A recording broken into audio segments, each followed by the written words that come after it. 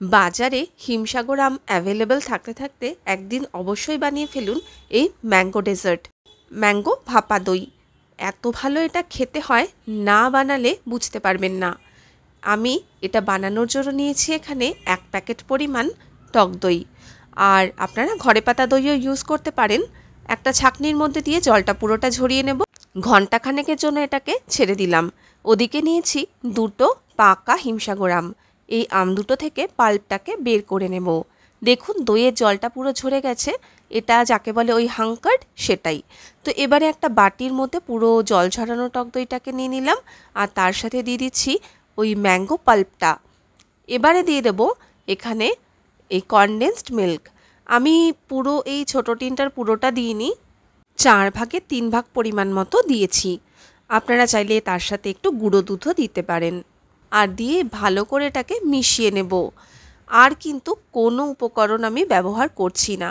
ভীষণ ভালোভাবে এটাকে ফেটিয়ে নিলাম যাতে কোনো রকম লাম্পস কিছু না থাকে, একদম মসৃণ হয় এই পেস্টটা। ওদিকে একটা টিফিন বাটিতে লাগিয়ে নিয়েছি সামান্য একটু ঘি, হাত দিয়ে লাগিয়ে নিয়েছি, আর একটু বাটার পেপার বসিয়ে দিলাম। বাটার পেপারটা দিলে কি হয়, এটা তৈরি হয়ে যাওয়ার পর খুব সুন্দর এটাকে আনমোল্ড করা যায়। এবারে পুরো মিক্সচারটাকে এই টিফিন বক্সের মধ্যে দিয়ে দিলাম। বেশ খানিকক্ষণ একটু ট্যাপ করে নিচ্ছি, তাহলে এর মধ্যে থাকা এয়ার বাবলসগুলো বেরিয়ে যায়। আর ওপর থেকে এবারে একটা অ্যালুমিনিয়াম ফয়েল দিয়ে মুখটাকে একটু আগে সিল করে নিচ্ছি। তারপরে টিফিন বক্সের যে ঢাকনাটা, ওটা ভালো করে শক্ত করে চেপে দিলাম। অন্যদিকে কড়াইয়ে আমি কিছুটা জল গরম হতে বসিয়েছিলাম।